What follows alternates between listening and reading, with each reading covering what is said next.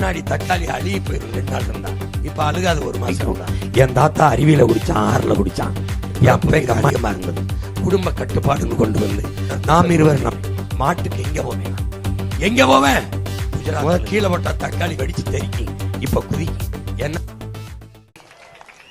புதகுலிக்கு AC போட்டவன் வேணா இருக்கான உலகத்துல, புதகுலிய பொருட்காட்சி ஆக்கணவே வேணா இருக்கான உலகத்துல, புதச்சேடத்தை சுற்றுலாத்தலமாக்கணவே வேணா இருக்கான உலகத்துல. அறிவு சமூகமா இது, அறிவை கடன் கொடுத்த இனமா இது? சொல்லு. நம்மாழ்வார் பிறந்த நாடா இது, மண்ணா இது? விதை வச்சிருக்கியா? விவசாயி தானே நீ? விதை வச்சிருக்கியா? விதை வச்சிருக்கியா? இருக்கா? விதை இருக்கா? எங்க இருக்கு? அமெரிக்கால சின்சாண்டோ மான்சாண்டோ நிறுவனத்திற்கு எடுத்து கொடுத்தவன் யார்? காங்கிரசுக்காரன் மன்மோகன் சிங்.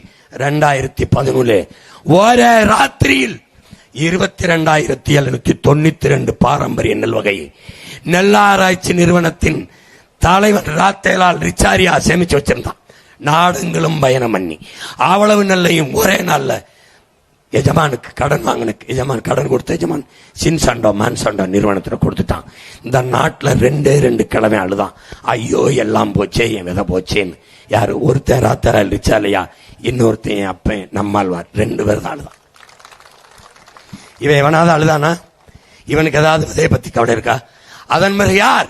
நம்மாழ்வாருடைய வழித்தோன்றலாக வந்த நெல் ஜெயராமன் இறந்து போனார். 500க்கு மேற்பட்ட நெல் விதைகளை, பாரம்பரிய நெல் விதைகளை சேமித்து வைத்தார். இவனுக்கு எதை பத்தி கவலை இருக்கு? நாட்டு மாடு வச்சிருக்கியா? உன் மகன் அவன் தான் ஆட்சியில மாட்டு பண்ண வச்சு பாலை வச்சு பொருளாதாரத்தை பெருக்கும்னு நினைக்கிறேன். மாட்டுக்கு எங்க போவேனா? எங்க போவேன்? குஜராத்ல இருந்து, ராஜஸ்தான்ல இருந்து, பிரேசில இருந்து கப்பல்ல கொண்டாந்து இறக்கணும், இவன் வண்டியில கொண்டாந்து இறக்கணும். என் பாரம்பரிய மாட்டை தொலைச்சிட்ட, என் விதையை தொலைச்சிட்ட. என் தக்காளி விதை இல்ல, என் கத்தரி விதை இல்ல. அவன் ஒரு விதை கொடுப்பான் கடையில, நான் வாங்கி விதைப்பேன், அது பூக்கும் காக்கி தக்காளி வரும், அதுல இருந்து விதை எடுத்து போட்டா முளைக்காது. ஏன்? மரபணுவை மாத்திட்டான். முன்னாடி தக்காளி அழுகி போயிடும் 2 நாள் இருந்தா, இப்ப அழுகாது 1 மாசம் இருந்தாலும்.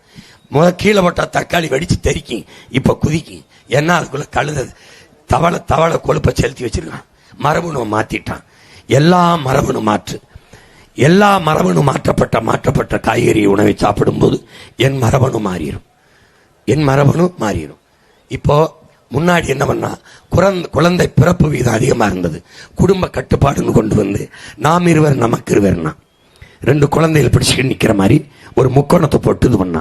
வாத்தியார்கள்லாம் குடும்ப கட்டுப்பாட்டுக்கு திட்டத்துக்கு பயன்படுத்தினா. பிறகு கொஞ்சம் காலம் பிடிச்சு நாம் இருவர் நமக்கு ஒருவர்னா. பிறகு கொஞ்சம் கழிச்சு இப்ப விளம்பரம் வருது, நாம் இருவர் நமக்கு அதுக்கு இன்னொருவர் என்று. பிறப்பு வீதம் குறைந்து போனது. பிறப்பிக்கிற ஆற்றலை போயிடுச்சு. அன்னைக்கு பிறக்கிற ஆற்றல் அதிகம் அந்த கட்டுப்படுத்த போராடினா, இன்னைக்கு பிறக்கிற ஆற்றல் இல்ல, பிறப்பிக்கிற ஆற்றல் இல்ல. தெருவுக்கு தெரு செயற்கை கருத்தரிப்பு வச்சிருக்கான். 25 ஆண்டுகள் தான் இருந்திருக்கு. 25 ஆண்டுகளுக்குள்ள இவ்வளவு பெரிய பின்னடைவு. செயற்கை கருத்தரிப்புக்கு போயிட்ட அப்படின்னா இன்னும் ஓம் பிள்ளை காலத்துல எப்படி போகும்?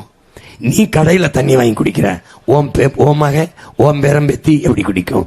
என் தாத்தா அருவியில குடிச்சான், 6ல குடிச்சான். என் அப்பன் கம்மாயில் குடிச்சான், குளத்துல குடிச்சான், ஏரியில குடிச்சான், அப்புறம் கிணத்துல குடிச்சான், குழாயில குடிச்சான், இப்ப போத்தல்ல குடிக்கிறோம்.